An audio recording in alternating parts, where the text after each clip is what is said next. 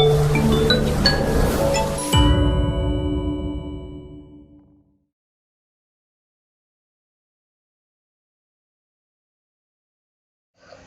meus alunos do 8º ano, vamos começar mais uma aula de espanhol.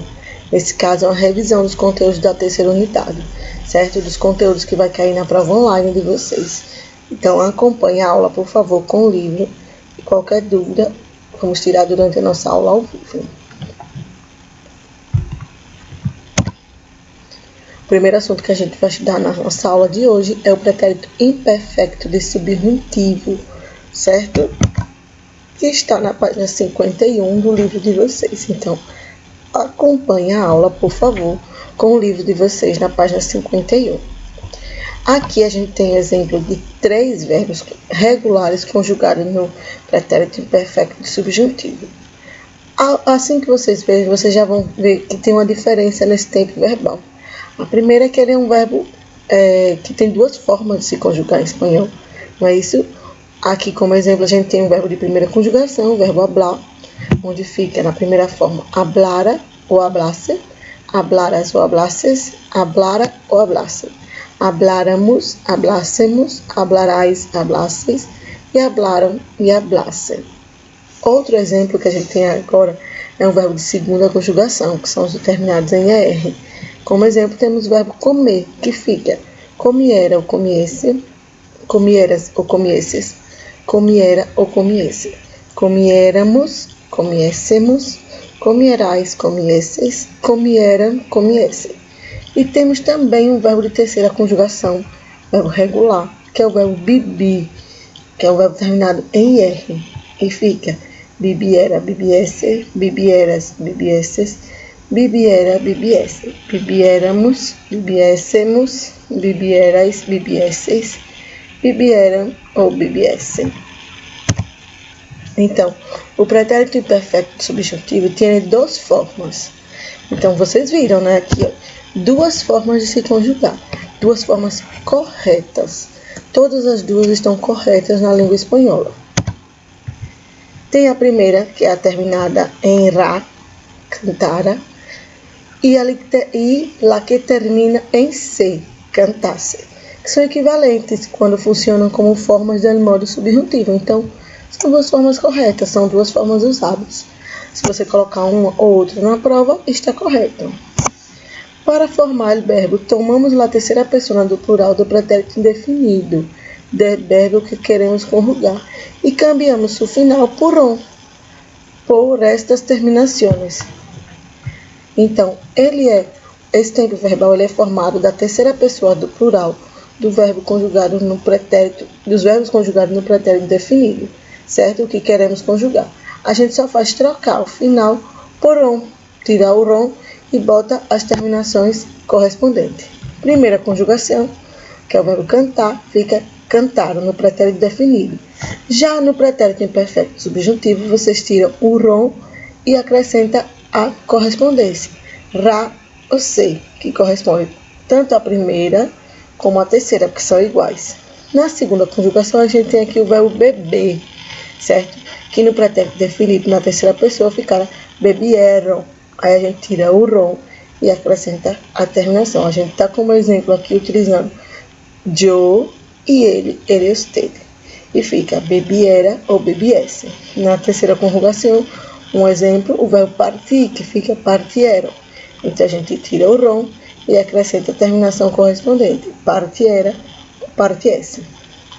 Com os verbos irregulares, siga esta mesma formação. Então, o que eu citei de exemplos foram os verbos regulares. E com os verbos irregulares também seguem a mesma formação. Primeira conjugação do verbo estar. Estuvieron, tira o ron e coloca a terminação correspondente. Estuviera ou estuviesse. Segunda conjugação, o verbo hacer.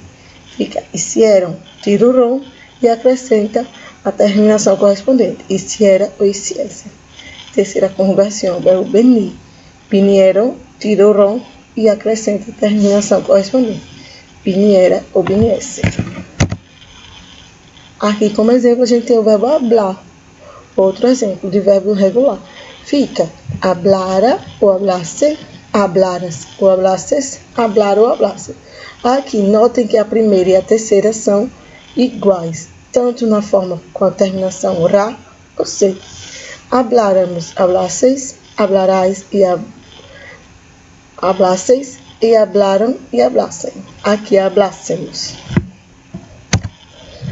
O próximo assunto é os pronomes indefinidos, certo? Estes pronomes substituem a um substantivo indicando uma quantidade imprecisa. Está na página 61 do livro de vocês. Os indefinidos. Primeiro, os pronomes indefinidos, separados por pessoas, coisas, que só pode ser usado por pessoas, só pode ser usado por coisas e podem ser usados por ambos, pessoas ou coisas. No caso afirmativo, a gente tem alguém, pessoas. No caso de coisas, algo. E para usar em ambos, temos alguno, alguna, algunos, algumas. Algum, alguno, algunos, podem ser usados também. No caso do negativo, a gente tem nadie, que é para pessoas, que significa ninguém em espanhol. Para coisas, nada. E para ambos, pessoas ou coisas, ninguno, ninguna ou ningunas, ninguno ou ningunos. Los indefinidos. Aqui tem no masculino singular, algum, ninguém, pouco ou muito. Demasiado, que significa excessivo ou todo. No plural, a gente tem unos, demasiados, algunos, todos, ningunos, poucos ou muitos, que é colocados esses aqui na forma do plural. No feminino singular, temos una, demasiada, alguna, toda, ninguna, pouca ou muita. E no plural, unas, demasiadas, algunas, todas, ningunas, poucas ou muitas. E no caso do neutro, uno, algo, nada, pouco, escasso ou muito. Os pronomes indefinidos. Há indefinidos que só cumprem funções primárias. Estes são alguém, alguém te mira. Algo grande está nascendo. Nadie, que é ninguém. Nadie puede. Nadie deve viver sem amor. Ninguém pode, ninguém deve viver sem amor. Nada te espante, nada te turbe. Nada te espante, nada perturbe, chama atenção. Os outros, em câmbio, as outras mudanças podem ser determinantes ou pronomes dependendo seu rol em oração. Certo? Aqui, como exemplo, tardou vários minutos determinantes em abrir. Vários me disseram que não vendria. Próximo assunto, apócope. O assunto também da apostolado avaliativa de vocês. Apócope.